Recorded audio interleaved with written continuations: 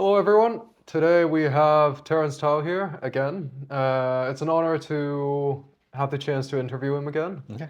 And we're going to be talking about the application of AI for science, especially with the SAIR Kickoff in just a few days now. We are excited to bring a few new perspectives to how AI may be used in science and what we can do about it moving forward. So, if you don't mind, if you could introduce yourself really quickly, that'd be great. Okay, so I'm Terence Tao. I'm a professor of mathematics here at UCLA. Traditionally, I've been interested in pure mathematics, but I've gotten more and more involved in new ways to do mathematics and more broadly, new ways to do science using AI and other technologies. Recently, I got involved with several other scientists and donors to help found SAIR, this new foundation to support AI for science, different ways, new ways to integrate these new technologies into scientific workflows.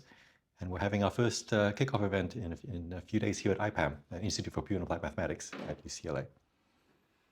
Thank you. And I think this may be a question for a lot of people. What made you decide to want to co-found SAIR? Oh, it was a combination of many things. So, as I said, in the past few years, I've increasingly become convinced that these technologies are now ready to transform science, and we have to be ready and prepared to adopt them.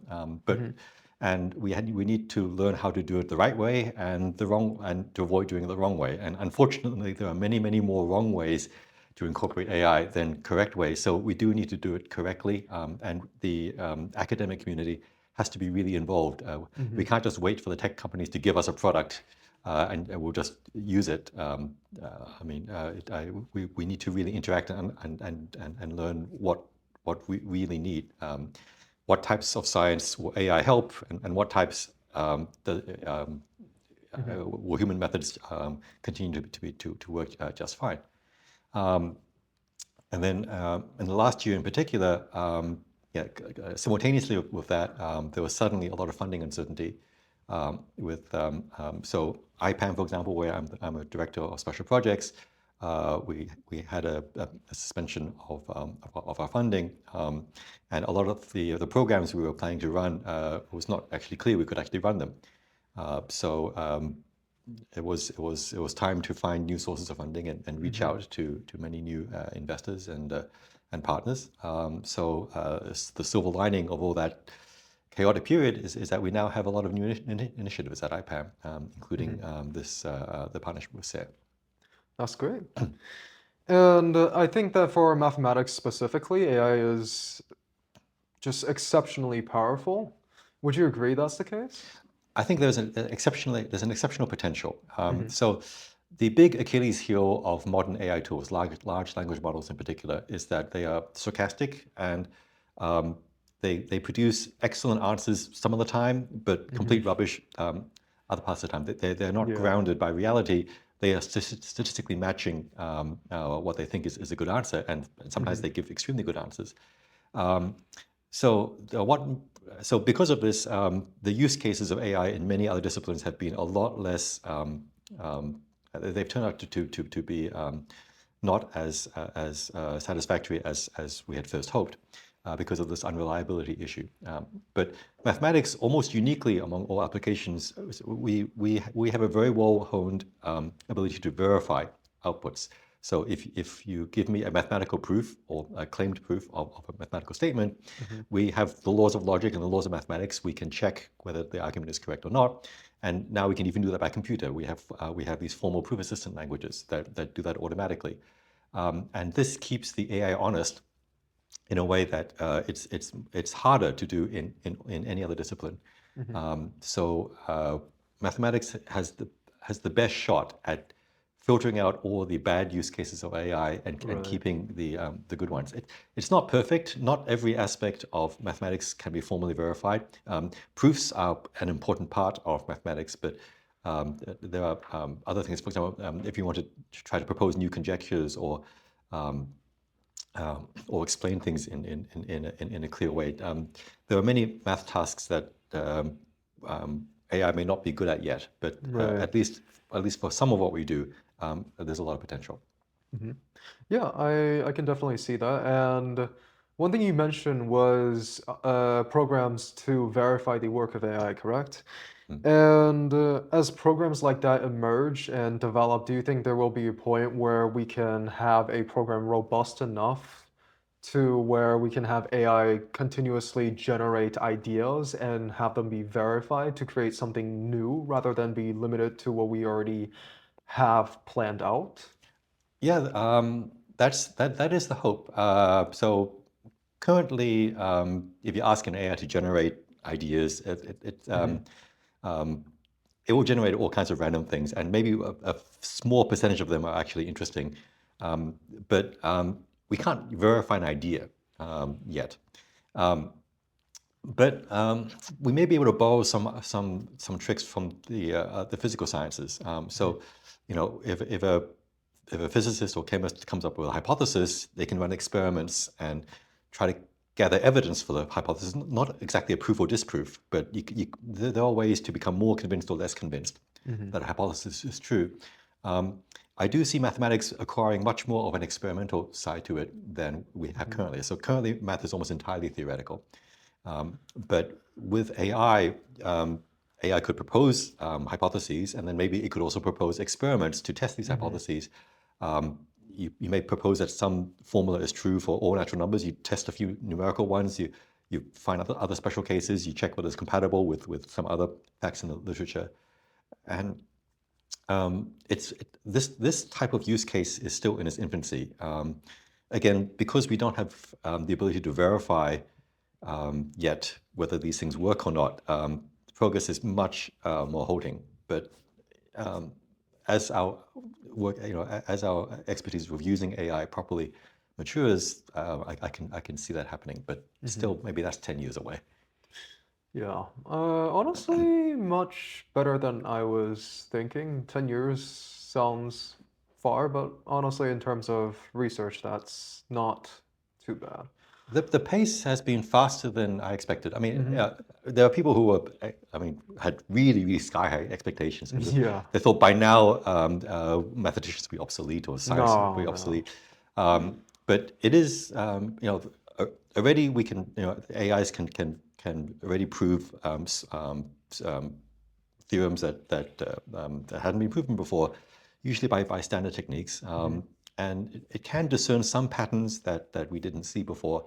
It is still very unreliable, but the potential is there. But we need to research how to use it properly and how not to. Yeah, and I think something AI excels in is really structured repetition, something it has very strict instructions to Yes. do, and something it can repeat.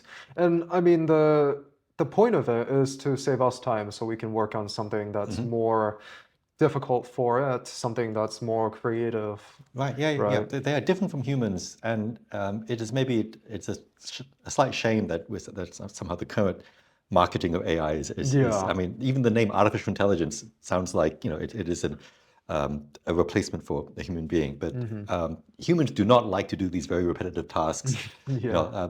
Like in math, maybe they would solve the first or second. If you give them a set of 1,000 problems, maybe they'll do the first Yeah. one or two. But then it's great to then just hand off to the AI and say, you do the other 998. And so, yeah, this is, I think, again, maybe in 10 years this will change, but Yeah. in the near term, the division of labor that's most natural is that the human starts a mathematical project. So here are the first few steps. Here's what I think should happen, and then the AI takes that sketch and fleshes it out, does all the grunt work, and it could massively accelerate existing workflows. Yeah, I mean, it's at the end of the day, it's a tool, right? And it's there to help us simplify a lot of processes. But I think another thing about AI is that What do you think we could do about when it comes up with seemingly random explanations, right? Because what a lot of AI does is it comes up with plausible answers or something that seems like it could be Right, right. But realistically, a lot of it is nonsense. right, How do you think we can improve on that? right. So, right. So in mathematics, the best thing we have found so far to deal with that is formal verification. So Hmm. the AI can first come up with a natural language argument, which could be correct, could not be correct, but then we will ask either the same AI or different AI to convert that into a formal language. Every single claim that has to be converted into this precise language, which will be Hmm. verified by a very strict compiler, which is not an AI. It is a Right. traditional, reliable piece of software. I mean, it is designed specifically to be extremely reliable. We have never found a major bug in the compilers of the major persistent languages. Um, and so if it passes that test, then if it doesn't pass that test, we Hmm. ask the AI to try again. If it does pass the test, then we have this big, long AI-generated formal proof, which may not be so easily readable. But Hmm. actually, you can then go in reverse. You can ask another AI to explain it. But also, the nice thing about these formal proofs is that every single step in the proof is very Hmm. precise. And so you can just manually break up this big theorem into pieces, and each piece Right. you can study separately. Once you have the formal proof, even if it's thousands of lines, you can actually analyze it. So either with a Hmm. combination of humans or AI. So it's yeah, we've had many examples already where an AI generated a proof that we first didn't understand, but we kind of decompiled the proof that it generated, and someone found a human explanation of what was going on. Mm. So far, every time an AI has sort of wowed us with, oh, that proof came out of nowhere. We have found after a few days of study that actually there was a paper somewhere in the literature that did Uh-huh. something similar. So where AI has an advantage, one of the advantages AI has over humans is that it can absorb the entire literature. It doesn't directly memorize everything. There's not Hmm. enough memory or weights in the AI Right. to do that. But it has somehow absorbed the essence of a lot of tricks. So a human mathematician may know, be very good at, maybe 4 or 5 tricks to solve a certain problem, but Hmm. but the AI may know like a dozen tricks. It may not apply them properly all the time. Sometimes it will Hmm. fail, Of course. but it has breadth, and that is very powerful. At least as long as you're only doing things that were already in the literature. Mm. What we haven't seen yet is an AI like come up with an idea which has no precedent Right, right. in the prior literature. But then again, most human mathematicians struggle to do that too. Yeah, it's Yeah. definitely a difficult thing, especially when a lot of AI is referencing existing information. Mhm. And I mean, that brings me to my next question, right? Is what would you consider as a major milestone for AI? Would it be something to do with how it thinks, something to do with how it understands what we give it? Is it to do with application? Right. So there are many things still lacking that Hmm. we would love to see. So yeah. So one is um, yeah, creativity that cannot be traced back to prior literature. Um, Another is some kind of like really continuous learning tuned on a specific body of knowledge. So um, the current AI's the capability has been compared to, yeah. So I myself had compared current AI capability in math to that of a math graduate student. They know a lot, and they know the standard techniques. They try them. Sometimes they work. Sometimes they succeed. Sometimes they fail. Hmm. But one thing about human graduate students is that if they try something and they fail, we can talk about it and say, "Oh, this is where you went wrong," and they learn not to make that mistake again. And Right. and then so next week when you have this, when you meet the student again, they will avoid that mistake. But an AI, you start a fresh session of your AI, they will have forgotten everything it's done before. You can keep the previous conversations in context, and Hmm. it sort of briefly remembers not to do something, but Right. it's not reliable. Mm. and in fact, sometimes there's a well-known quirk of AI that if you tell an AI not to do something, it'll sometimes do it. They'll still do it. Yeah, they'll still do it or do it more often even. Um, so yeah, and the AI that you use is just this general purpose AI that's trained on everything. You can't yet kind of distill an AI just to do mathematics. Right. You know, the same way that graduate students, they can specialize in one area of study, and yeah, so we haven't really gained the ability to specialize in AI. You can fine tune a little bit, but it's not anywhere near the capabilities that we want. But I think the thing that I most want to see is a really good, robust way to integrate AI into our workflows.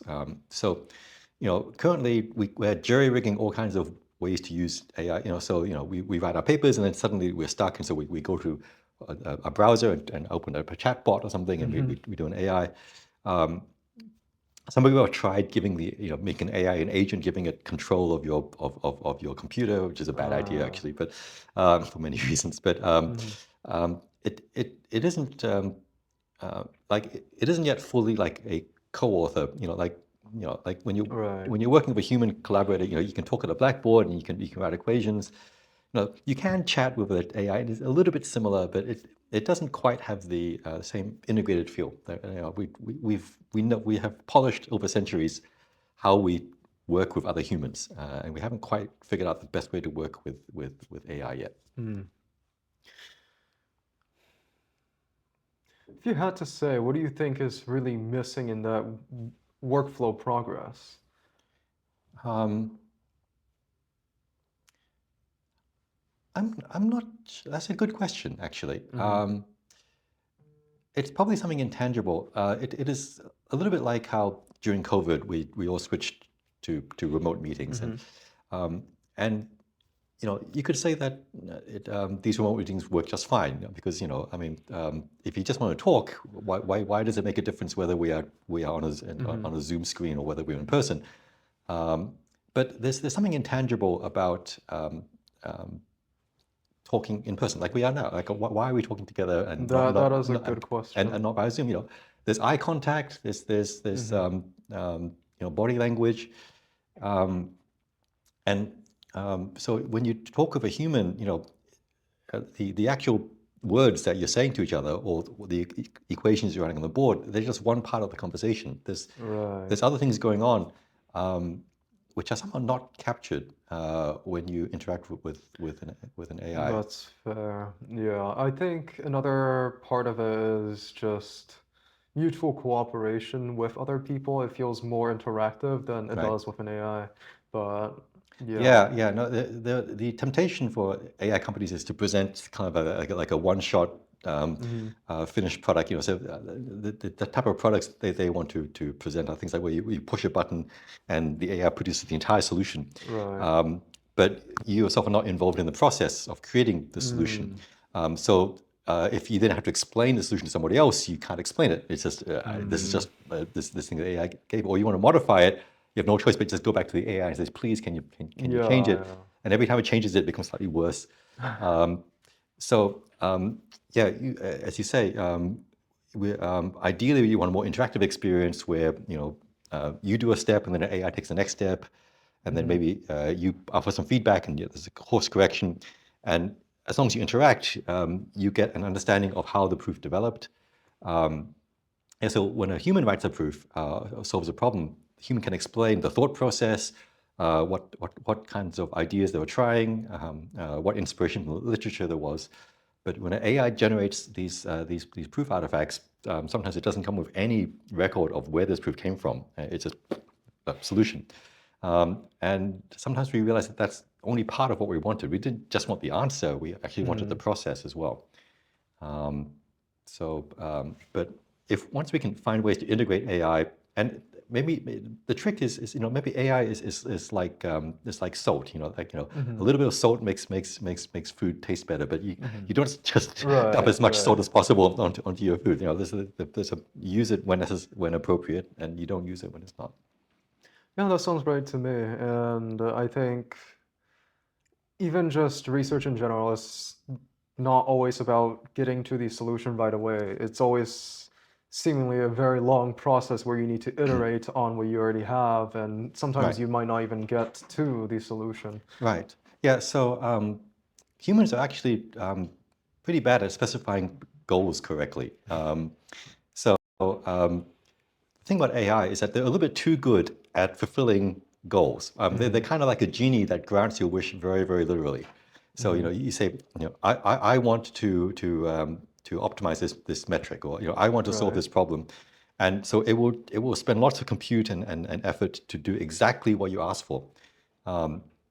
So often you will find so like if I ask to formalize a proof in some form of proof assistant language, and just do whatever it takes to get a proof, you'll find that it cheats. Like it will create axioms, it will change definitions, it will do all kinds of things to satisfy to the letter the thing that you required.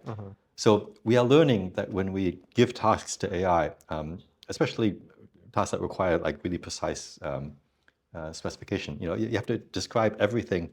You have to make sure there's no loopholes, and you have to think clearly about what you really, really wanted. Um, um, so so in the case of proofs, it's not always just the solution. We want understanding, like we want, like for example, how it connects with the rest of the literature. What other problems can we now solve? How can we explain this result to others? So in the past, we didn't have to think so much about precise goals, because when you ask a human to do something, they will usually do not just exactly what you ask them to, but all the other things that implicitly you also wanted them to do as well. Right. Like if you ask someone for some tea, they will not just pour some tea on you, right? They'll give you a cup and a plate, and if you didn't explicitly ask for these other things, they understand why all this extra context. So AI sometimes understands context, but sometimes it doesn't. So we'll have to get better at specifying our goals to get the best use out of AI. I think that's a very interesting perspective too, is that AI is very focused on answering the question rather than making sure it's gotten what's everything right. Yeah.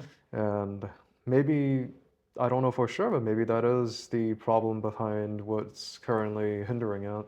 Yeah, well, that's the whole machine learning philosophy. I mean, it didn't used to be like that. I mean, so AI traditionally was not based on goals so much, but early AI, which was trying to build reasoning systems that mimicked human thought, and they really struggled.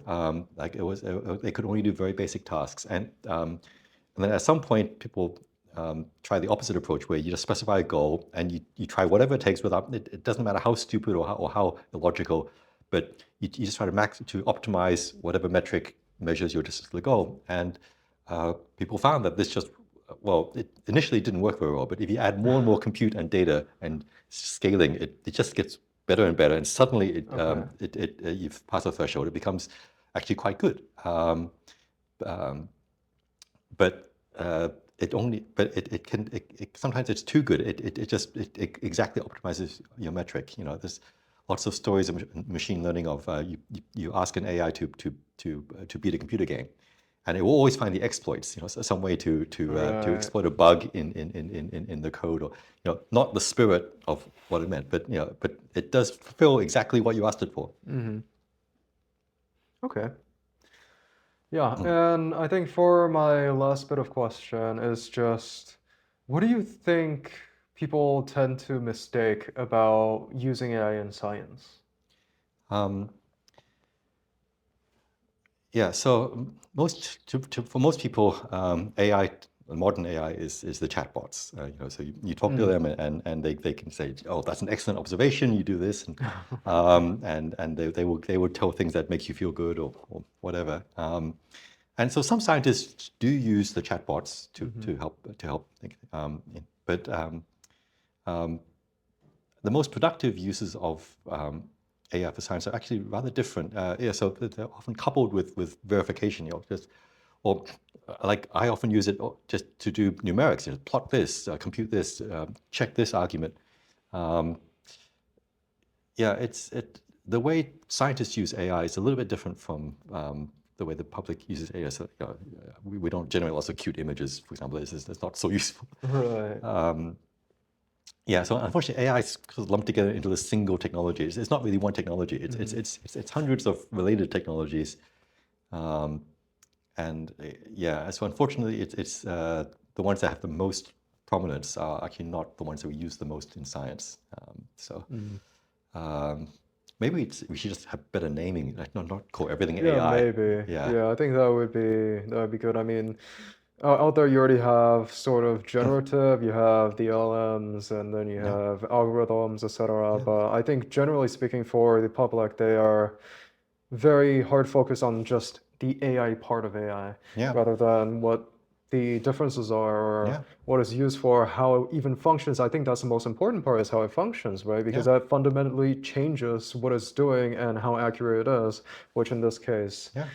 I think is a very big thing. Yeah, I mean, neural nets, I mean, that's a 20-year-old technology, you know, and they're not as sexy as these modern LLMs, but actually scientists have used them for years and they're great. And, you know, there's no text interface, you know, they're just, you know, ways to find patterns in data. And it's, yeah, so I mean, they do great data science with neural nets.